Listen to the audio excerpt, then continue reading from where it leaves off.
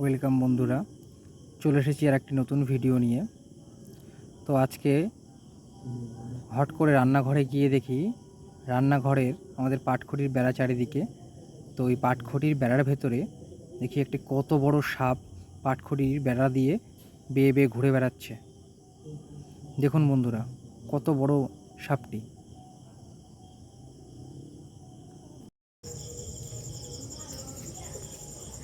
গায়ে দেখুন কি চকরা বকরা দাগ।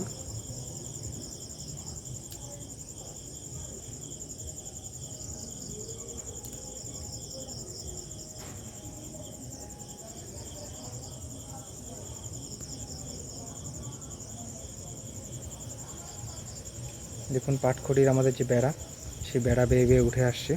দেখুন দেখুন বন্ধুরা, কীরকম করে যাচ্ছে।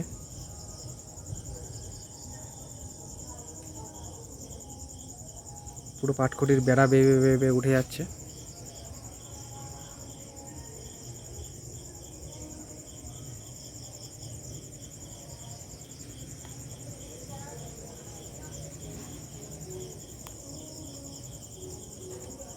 এই দেখুন ছুটে আসছে আবার।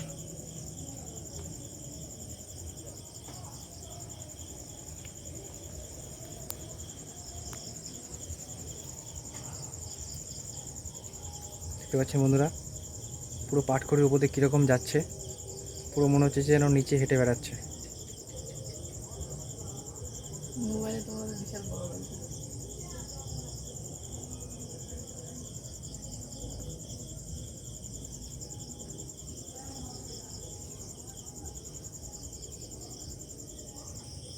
এই যে কোথায় ঢুকে যাচ্ছে দেখুন বন্ধুরা। এই যে বন্ধুরা দেখুন, এই নিচের দিকে ঢুকে গেছে। এই যে মাথাটা দেখা যাচ্ছে। এই দেখতে পাচ্ছেন, এই যে ভেতর ঢুকে যাচ্ছে।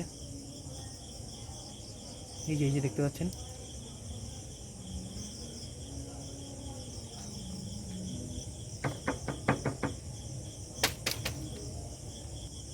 দেখুন বন্ধুরা, এই যে নিচের দিকে নেমে আসছে। এই যে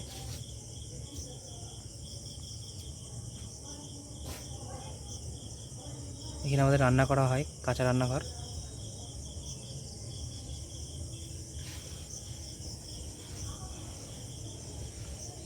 এই যে ভেতরের দিকে ঢুকে যাচ্ছে।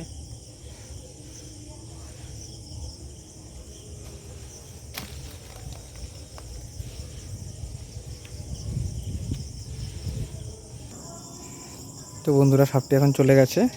তো এই সাইডে দেখতে পাচ্ছেন, এগুলো হচ্ছে ধান ভাপ দিয়ে সেদ্ধ করা হয়েছে। তো এখন শুকানো হবে ধানগুলোকে এখন এখানে নেড়ে দেওয়া হয়েছে জলটা মরার জন্য। তো কালকে এটাকে ছাদে শুকাবো। শুকানো হয়ে গেলে ভালো করে, তারপরে আবার ধান ভাঙালেই চাল হয়ে যাবে। তো আমরা ঘরের চালেরই ভাত খাই।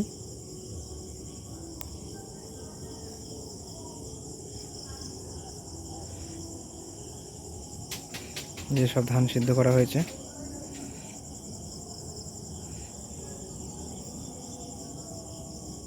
তো চলুন দেখাই। আগের দিন সেদ্ধ করে ভাঙিয়ে নিয়ে আসা হয়েছে। তো কেমন চাল হয়েছে আপনাদের দেখাই। পুরো কেনা চাল আর কোনটা চাল আপনারা বলতে পারবেন না, বুঝতে পারবেন না। চলুন দেখুন বন্ধুরা, এই যে এই ধানগুলো ভাঙিয়ে নিয়ে আসা হয়েছে। দেখুন চালগুলো পুরো কেনা চালের মতন। তো আমরা এই ঘরের চালেরই ধানের ভাত খাই।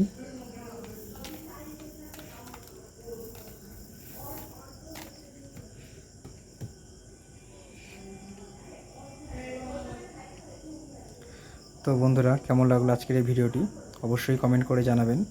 আর আমার চ্যানেলে যারা নতুন, তারা অবশ্যই আমার চ্যানেলটি সাবস্ক্রাইব করে বেল আইকনটি প্রেস করে দেবেন এরকম নতুন গ্রাম বাংলার ভিডিও পেতে।